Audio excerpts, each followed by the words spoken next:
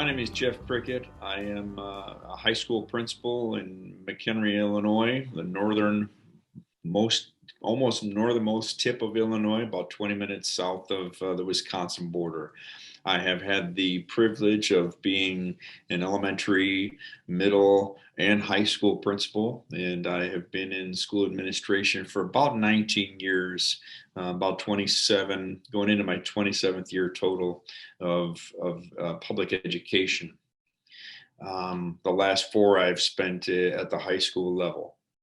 I never thought that we would see something like we've seen in the past year. So, talking about the pandemic, living through a pandemic, living through a pandemic with high school kids and with teachers from my neck of the woods was one of the most interesting experiences that I've ever lived through.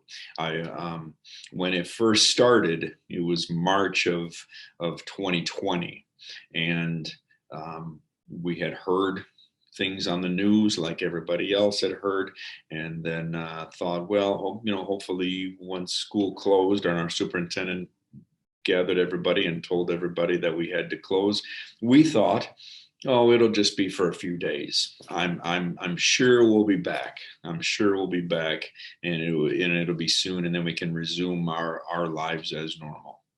And then that didn't happen. And a couple of months went by, and we started out with all kids at home and on remote. And luckily, our district had been one-to-one with Chromebooks for the past couple of years prior to that. So it was not a new thing for our kids to get used to be working remotely. What was new, however, was what are the teachers going to do? Are they working from home? Are they going to work in the school buildings? And everyone was scared. Everyone was panicked. We didn't know what to expect. We didn't know how to behave, but we knew we had to come up with an educational plan that would allow for learning to continue. And so kids were at home. At one point, teachers were at home. And there were so many configurations over the past year. Teachers were home, and then teachers were in, and while kids were still at home.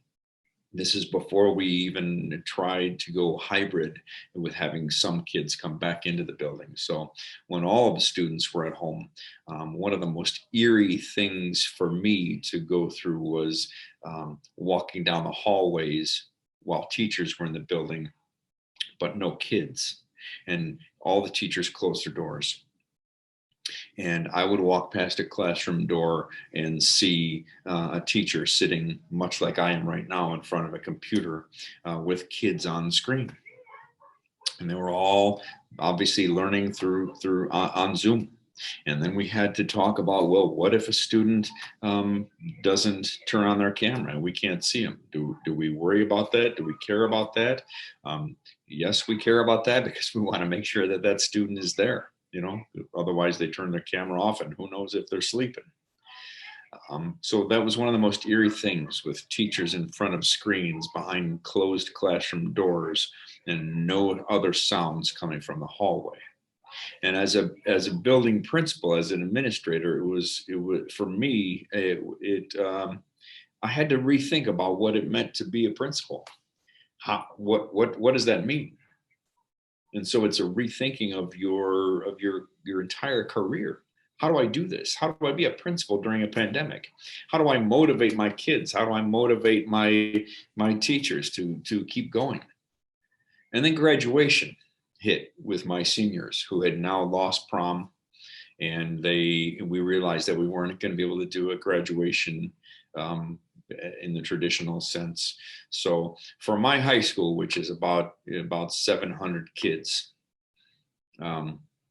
we decided that what we were going to do, it's a beautiful old building, 100-year-old building, and with a beautiful front facing Green Street. So what we did is we rolled out the red carpet down the steps and down the front walkway, and I did individual graduations, one senior at a time. It was 2.5 months since I had seen my kids, And so I got to spend a couple of minutes with each one of them and read their diploma with their families there, one graduation at a time. I did this for hours a day over the course of 3 days until I had graduated every single senior. And it didn't look like graduation, obviously, but it was important to me and it was important to them to reconnect and for me to talk with each one of them for just a couple of minutes. Tell them how proud I was of them. Tell them, just talk about where they were going to go to college or what job they were going to go into their next year. Just a way of reconnection. And I think that's the most important thing as we move now a year later. When we did have graduation in person, it wasn't the same. It was about 50 students at a time with their families, but it was in person in the gym with masks on.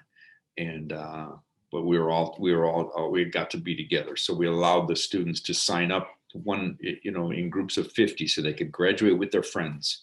And we tried to make it look as normal as possible, because normal is something that we've all come to realize too over this course of the last year.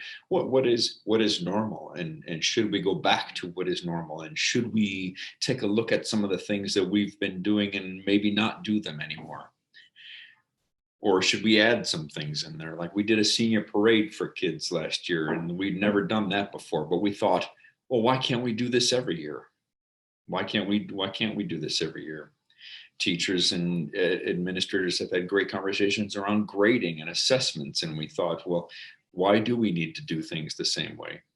You talk about differentiation, and this, honestly, this was a true, in the truest sense of the word, learning to differentiate for kids and realizing that education and schooling in the normal sense of the word doesn't have to look the same for everybody. And maybe it shouldn't.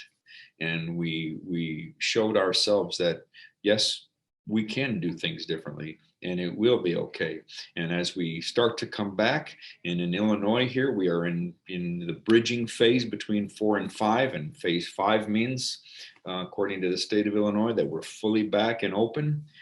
I hope that we can start the year in what will appear to be some sense of normal. Kids back 100%. Masks or no masks, it'll be great to have that energy in the school building again, because I think that's what we miss the most, the energy of the school building and the connection of relationships and being with people.